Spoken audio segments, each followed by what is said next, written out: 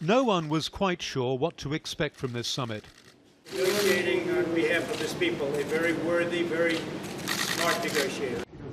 It was a day laden with history.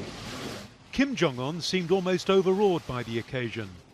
For a time, the watching world wasn't even sure what he and President Trump were signing. Act 1 in this diplomatic drama had begun almost 5 hours earlier, with the handshake that may have changed the course of history. President Donald Trump had said he'd know within a minute of meeting Kim Jong-un if he'd get on with him. So this was the moment he began sizing him up. The start, perhaps, of an improbable relationship in improbable times. Two nuclear-armed leaders, one a former real estate developer and reality TV star, the other an international pariah.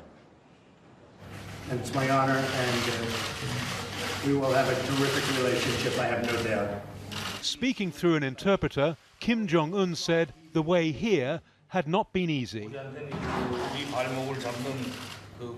The old practices and prejudices worked against us, but we are here now. They met at 9 a.m. local time in Singapore, so prime time viewing in the United States. Experts around the world will be studying these images frame by frame, looking for deeper meaning. Excellent relationship. But no answers to questions about whether Kim will give up his nuclear weapons. It is only a few months ago that these two leaders were hurling insults at one another and threatening nuclear annihilation. But Kim, who for security reasons has barely stepped out of his country since becoming leader, spent just under 40 minutes in a room with the US president with just their interpreters present. Mr. Chairman, Mr. Good, I will be with you. Later, the two leaders were joined by their advisors. So far, so good.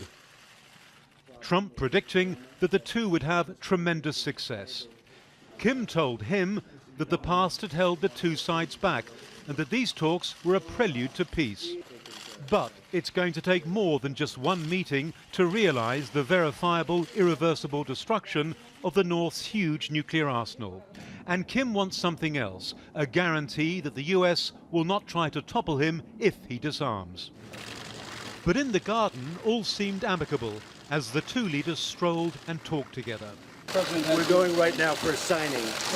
Before that, though, there was something Trump was keen for Kim to see, the inside of his official limousine, known as the Beast. Some worry that this historic moment is eclipsing North Korea's harsh human rights history. You know, this is a fundamental freedom. This is a principle of human existence. And, you know, for Donald Trump to say that Kim Jong-un is now a nice guy when he's got 120,000 people in gulags in the mountains is just not on. Few diplomatic encounters have been so eagerly anticipated. The question now is whether all this will prove to be more than just a photo opportunity. Adrian Brown, Al Jazeera, Singapore.